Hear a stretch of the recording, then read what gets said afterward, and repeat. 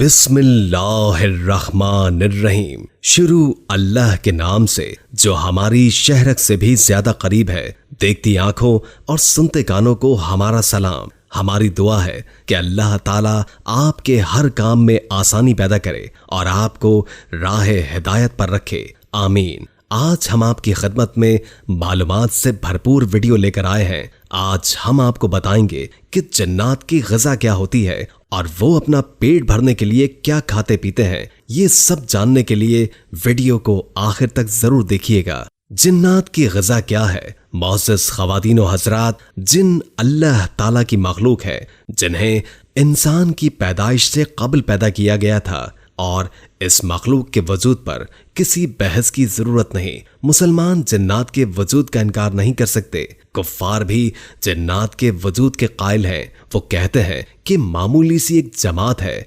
इस्लामी अकायद में भी जन्नात के वजूद को मुतफ़्फ़िक़ा तौर पर तस्लीम किया गया है। अब जन्नात की तख्लीक कब और कैसे हुई और जन्नात की खुराक क्या है? दोस्तों, बाज़ तारीखदान लिखते हैं कि हज़रत आदम अलैहिस्सलाम की तख्लीक से भी 2000 साल कबल जन्नात की तख्लीक हुई थी। जन्नात में नेक और बद दोनों इक़साम होते हैं, बुजुर्ग भी होते हैं और रूए जमीन पर वारिद होते हैं। इन्हीं में से एक जिन का नाम इब्लीस है, जो इंसानों की दुश्मनी में अंधा हो गया है और उसने नफ्स आदम को बहकाने के लिए क़यामत तक के लिए मोहलत मांग रखी है। अल्लाह रब्बुल इज़्ज़त ने अपने प्यारे नबी सैयदना सुलेमान अलैहिस्सलाम के लिए जन्नात को मुसख्खर कर दिया, यानी जन्नात उनके मुकम्मल काबू में कर दिए गए थे। जन्नात सैयदना सुलेमान अलैहिस्सलाम के लिए ऐसे काम करते थे जिसमें सलाहियत, दानिशमंदी और फनी महारत होती थी। एक सूरा में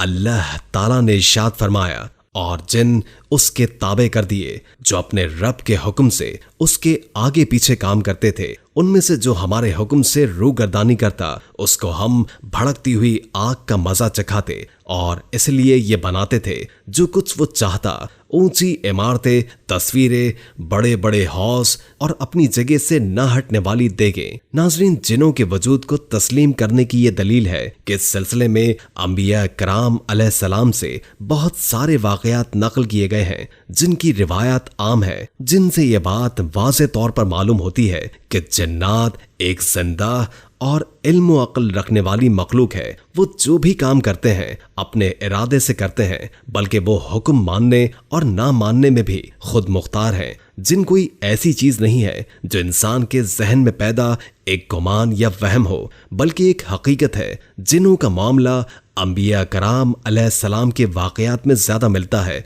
जो शख्स अपने आप को अंबिया कराम की जमात का पैरोकार समझता है, उसके लिए जन्नात के वजूद का इनकार करना नामुमकिन है। नाज़रीन, बुखारी और मुस्लिम की रिवायात के मुताबिक हज़रत अब्दुल्लाह बिन अब्बास रज़ियल्लाहु ताला अन्हु फरमाते हैं कि रसूलुल्लाह सल्लल्लाहु अलैहि वसल्लम अपने चंद साथियों को लेकर निकले और उनका इरादा अक्कास के बाजार जाने का था। उधर शयातीन और आसमान से आने वाली खबरों के दरमियान रुकावटें पैदा कर दी गई थीं और उन शैतानों पर सितारे टूटने लगे थे। चुनाचे जब वो अपनी कौम के पास खाली वापस आए तो उसे आकर बताया कि हमें उस रुकावटों का सामना है और हम पर शहाब साकिब सितारे की मार पड़ने लगी है। और वो आपस में कहते कि ऐसा किसी बड़े वाक़ये की वजह से हो रहा है, लिहाजा मशरिक़ व मग़रिब में जाओ और देखो कि ये रुकावट क्यों पैदा हो रही है। चुनाचे तामा का रुख करने वाले शयातीन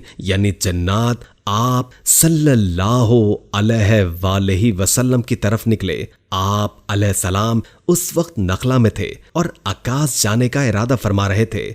आप अलैहिस्सलाम ने फजर की नमाज पढ़ी। उन जन्नातों के कान में कुरान की आवाज पड़ी तो वो उसे गौर से सुनने लगे और कहने लगे, अल्लाह की कसम, यही वो चीज है जो हमें आसमान की खबर सुनने से रोक रही है। तो ये अपनी कौम के पास वापस आए और उनसे कहने लगे, हमने अजीब व गरीब कुरान सुना है जो कि भलाई का रास्ता दिखाता है, तो हम तो इस पर ईमान ले आए हैं और अपने परवरदिगार के साथ कभी किसी को शरीक नहीं करेंगे। इसके बाद अल्लाह ने आप अलैहिस्सलाम पर सूरह जिन नाजिल फरमाई। सैयदना अबू हुरैरा रज़ियल्लाहु ताला अन्हु रिवायत करते हैं कि नबी करीम सल्लल्लाहु अलैहि वसल्लम ने मुझे हुक्म फरमाया कि मेरे लिए पत्थर तलाश करो ताकि मैं उससे इस्तंजा करूं, लेकिन हड्डी और लीद मत लाना।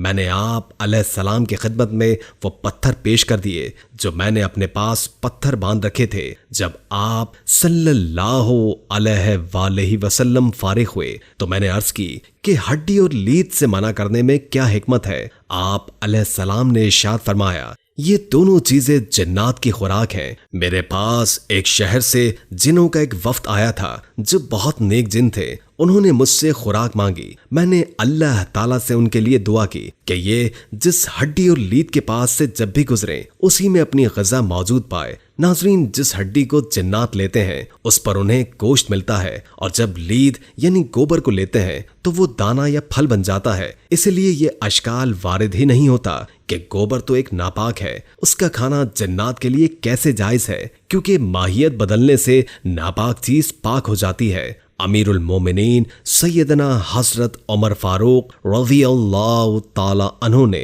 जिन्नात के चुंगल से छूट कर आने वाले एक सहाबी से जिन्नात की ग़िज़ाओं के बारे में दरियाफ्त किया तो उस अंसारी ने बताया कि वो लोबिया नामी सब्जी खाते हैं और वो चीजें जिन पर अल्लाह का नाम नहीं लिया जाता, यानी बगैर बिस्मिल्लाह पढ़े खाने वाली ग़िज़ा। फिर सैयदना उमर फारूक रज़ियल्लाहु ताला अन्हु ने उनसे पीने के बारे में पूछा तो बताया कि जज़फ से मुराद या तो वो यमनी घास है जिसे खाने वाले को पानी पीने की मोहताजी नहीं रहती, या इससे मुराद पानी वगैरह का वो बर्तन जिसे ढांप कर ना रखा जाए। इन रिवायात से मालूम होता है कि हड्डी, लीद और लोबिया और इंसानों के खाने की दीगर चीजें जिस पर बिस्मिल्लाह न पढ़ी जाए जिनों की खुराक है। नाज़रीन, जिनों के खाने और पीने के सिलसिले में लोगों का इख्तलाफ है। कुछ लोग कहते हैं कि तमाम किस्म के खाने जिन्नात न खाते हैं और न ही पीते हैं क्योंकि ये कौल गैर मोतबर है। दूसरा कौल ये है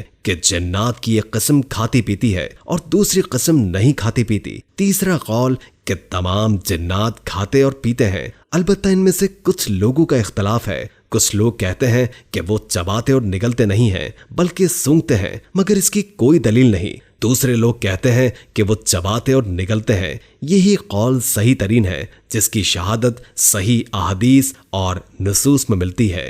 तिर्मिज़ी में सही सनद से मरवी है कि गोबर और हड्डियों से इस्तंजा ना करो इसलिए कि ये तुम्हारे जिन्नात भाइयों की ग़िज़ा है। इसी तरह से सही मुस्लिम में इब्ने मसूद रज़ियल्लाहु ताला अन्हु से रिवायत है कि मुझे एक जिन ने दावत दी, मैं उसके साथ गया, उनके सामने कुरान की तिलावत की। वो जिन हमको एक जगह ले गया और जिनों के मकानात और आग के निशानात दिखाए। उन लोगों ने आपसे खाना मांगा। आपने फरमाया कि तुम्हारे लिए हर हड्डी पर जिस पर अल्लाह का नाम लिया गया होगा गोश्त बन जाएगी, और जानवरों की मेंगनी तुम्हारे मवेशियों के लिए चारा है। जिन्नात की इस मखसूस ग़िज़ा के अलावा भी उनकी दीगर ग़िज़ाओं से रग़बत का पता चलता है। इस सिलसिले में भी बेशुमार रिवायात मौजूद हैं और लोगों के ज़ाती तजर्बात और मुशाहिदात भी, जिनसे मालूम होता है कि वो अपनी मखसूस खुराक के अलावा दीगर तमाम इंसानी ग़िज़ाएं भी खाते हैं। इरशाद नबवी सल्लल्लाहु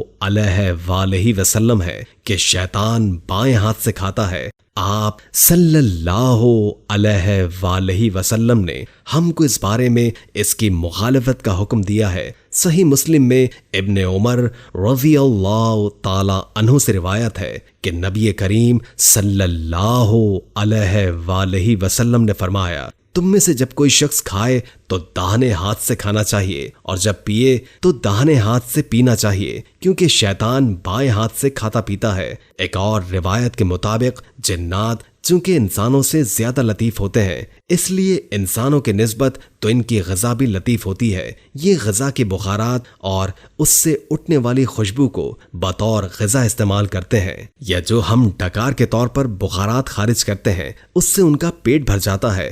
पाकीज़ा जिन्नात की ग़िज़ा भी पाकीज़ा होती है और गंदे जिन्नात की ग़िज़ा भी उनकी तबीयत के मुताबिक गंदी होती है। उम्मीद है कि आपको हमारी आज की वीडियो अच्छी लगी होगी। अगर आपको वीडियो अच्छी लगी हो तो लाइक करके हमारे चैनल को सब्सक्राइब कर दें और बेल आइकॉन को क्लिक करें ताकि हमारी नई आने वाली वीडियोस का आपको पता चलता रहे। हमने पूरी कोशिश की जितना इल्म हम आप तक पहुंचा सके हम पहुंचा दें। हम उम्मीद करते हैं कि ये मालूमाती बातें आपको जरूर पसंद आई होंगी। अगर आपको हमारी बातें पसंद आई हैं तो वीडियो को लाइक कीजिए, शेयर कीजिए और नीचे दिए गए कमेंट्स में अपने कमेंट्स भी जरूर छोड़िए। अगर जिंदगी रही तो एक और वीडियो के साथ इंशाअल्लाह हाजिर होंगे। अभी हमें इजाजत दीजिए। अल्लाह हाफिज।